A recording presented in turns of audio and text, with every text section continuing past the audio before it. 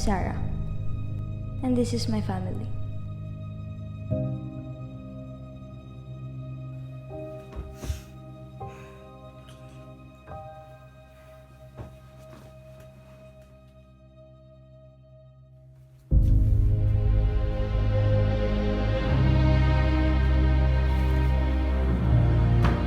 Sarah! Sarah, matagal pa ba yan? Just a little bit more. Make sure to cover it all. Yes, ma'am. What is this, Sarah? Bakit ganito ang grades mo? Ang bababa! Ano? Yuyuko ka na lang? Hindi ka nasasagot? I did my best, Mom. Tama na yan! Noemi, halikan. O, ito yung grades mo sa exam. Ang taas-taas ng nakuha mo, very good. Thank you, ma'am. Sige, pagbutihan mo sa susunod ha, na grading. Opo. Okay. Susunod. Sarah, lumapit ka nga, anak. Bakit babagsak na naman itong mga scores mo, oh? Bagsak yung score na nakuha mo. Hindi ka ba nag-aaral na mabuti? Ginawa ko lang yung best ko. Ano sasabihin natin sa magulang mo yan? Hello po. Mrs. Garcia, nais ko lamang pong ipaalam na bagsak po ang anak ninyo sa subject ko. Kausapin niyo po para po malaman natin baka po may problema si Sarah. Marami pong salamat.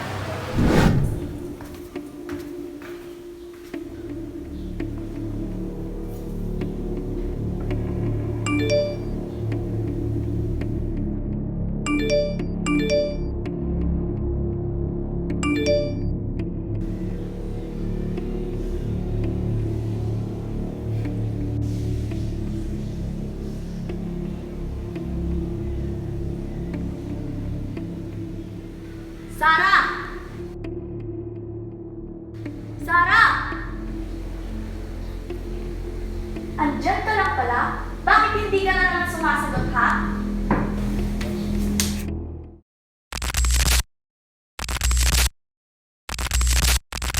Wala ka talagang kwentang bata kaya ano? Sana hindi ka na lang nabuhay! Ang dapat sa'yo kinukulong dito sa kwarto eh. I did my best.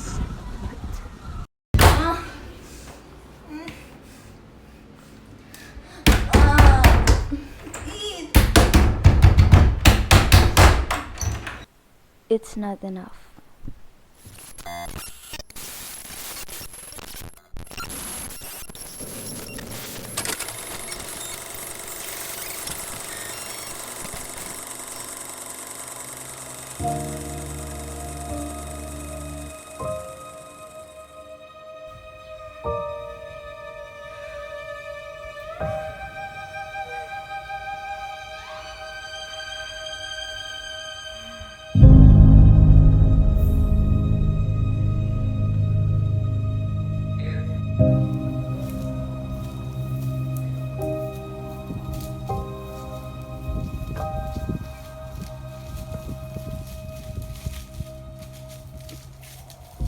Lucid dream.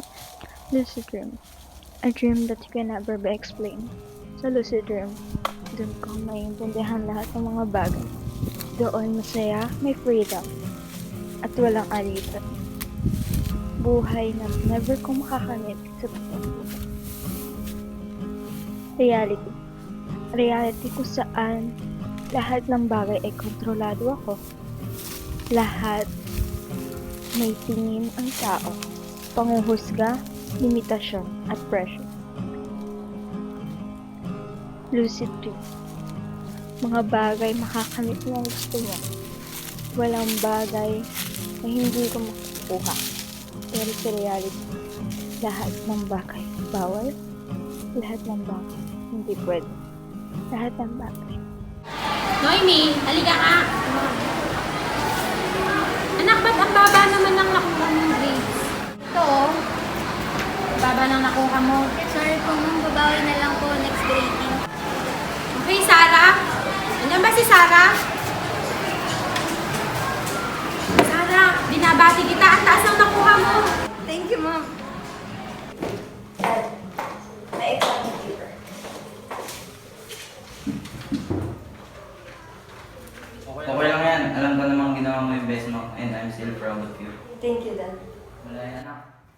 Sino mga kausap mo? Mga friends ko po dito, can we hang out here? Magpa-party lang po dito sa house. Yes, pero dapat alam niyo yung mga limitation niyo. Yes, Dad. And thank you nga po pala.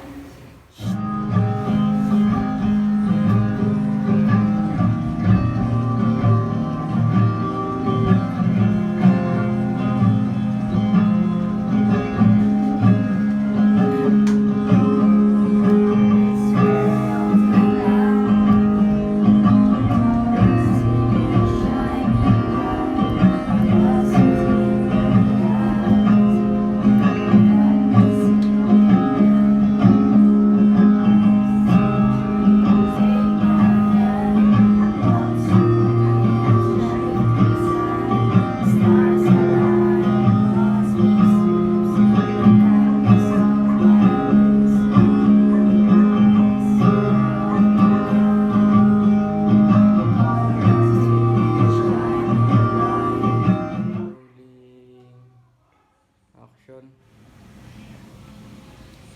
Dad, can you buy me this type of? Yes, anak. Basta para sa'yo. Thank you, Dad.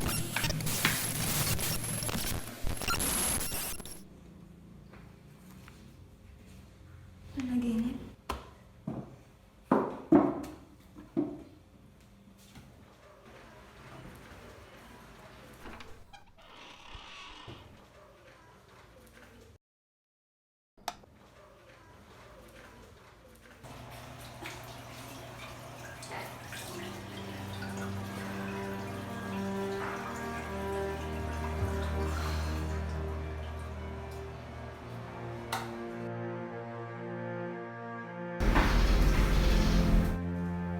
Hindi ko matanggap na lagi mo nang tinatabi si Sarah. O baka mamaya kampihan mo na naman siya. Hindi ko siya kinakampihan, inaayos ko ng pamilya natin. Sa tingin mo ba ayaw kong hindi maayos ng pamilya na to?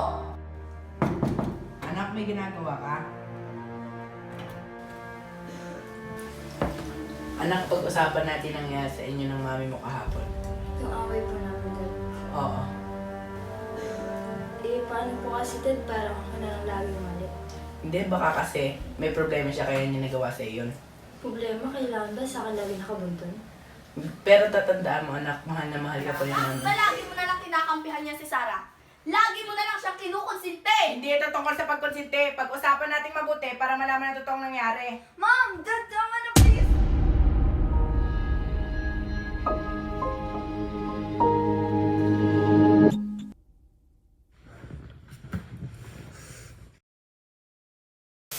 Ang saya talaga dito, Sarah. Oo, sobra sinabi mo pa. Si Sarah, ito na yung pinakahihintay mo. Yung malayo sa problema, tsaka walang pinoproblema. Di ka tulad dito sa realidad. Alam mo, Sarah, dito lang sa ilalim ng puno, napapawi lahat ng lungkot ko. Oo, like freedom. Wala naman kasing ibang lugar eh.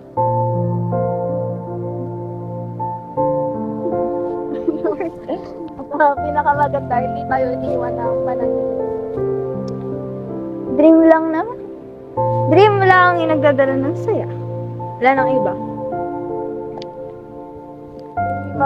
May mga bagay talaga na mas maganda sa mundo ng panaginip.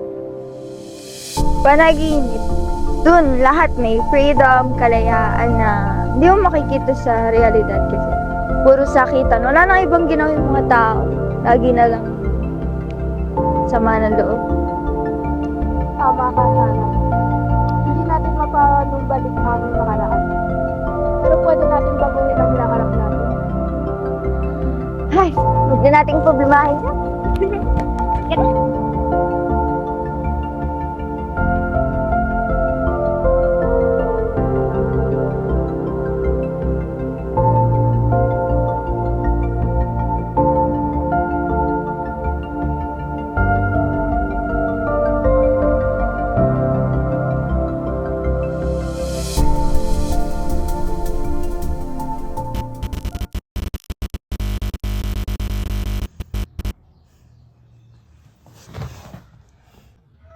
Kumusta ka na? Okay ka na ba? Hindi ko maintindihan kung bakit lagi mo na kinakampihan si Sarah eh. Hindi ko intensyon na lagi siyang kampihan. Hindi mo intensyon pero inaaraw-araw mo? Gusto ko lang siya ipagtanggol. Ipagtanggol mo siya kapag tama yung ginagawa niya.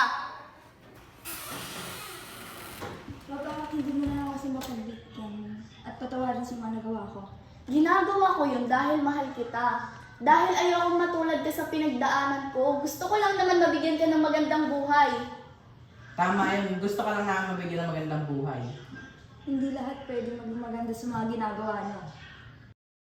May pagkukulang ako, pagkakamali, pero sana maintindihan mo naman na ginagawa ko yun para sa'yo. Dapat na nga na magpatawad tayo. Tama si Dad, ma'am. I'm sorry dahil sa mga nagawa